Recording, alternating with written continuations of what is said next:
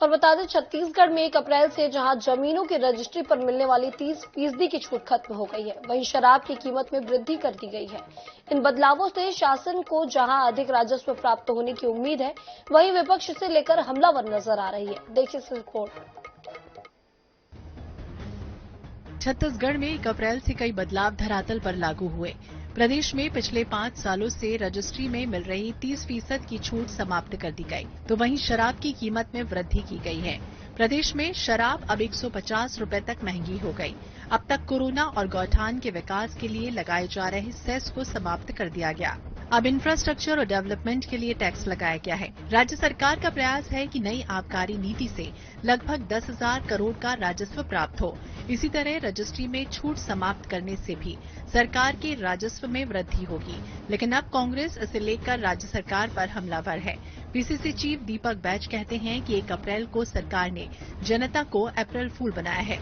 Registry में छूट को समाप्त कर जहां जनता को मिलने वाली राहत खत्म कर दी गई, तो वहीं शराबबंदी की बात कहने वाली भाजपा की सरकार ने शराब की कीमत भी बढ़ा दी है। दूसरी ओर उप मुख्यमंत्री अरुण साव सरकार के फैसलों का बचाव करते नजर आए। उन्होंने कहा कि प्रदेश की जनता के व्यापक हित में सरकार निर्णय ले रही है।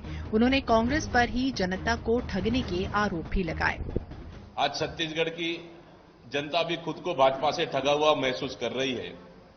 आज से छत्तीसगढ़ में जमीनों की रजिस्ट्री पर ज्यादा टैक्स देना होगा, जिससे गरीब और मध्यम परिवार को निश्चित रूप से इससे आर्थिक बोझ बढ़ेगी। और शराबबंदी की बात करने वाली भाजपा की साई सरकार आज से शराब के दामों में 150 रुपए अधिक वसूली कर रही है। मतलब सीधा सीधा है कि शराब के माध्यम से कि छत्तीसगढ़ की जनता को ये भारतीय जनता पार्टी की सरकार ने लूटने का काम कर रही है। जिन्होंने 5 साल जनता को ठगा, जिन्होंने 5 साल जनता को लूटा, उन्हें आज ये अधिकार नहीं है इस प्रकार की बात कहने का। विष्णुदेव साय जी की सरकार, पालनहारी सरकार, मोदी की गारंटी पूरा कर रही है और प्रदेश के जनता के व्यापक हित में निर्णय लेके काम कर रही है। छत्तीसगढ़ में मध्यम वर्गीय परिवारों को राहत देने रजिस्ट्री में छूट की शुरुआत की गई थी। अब इसे खत्म कर दिया गया है। साथ ही शराब की कीमत भी बढ़ाई गई है।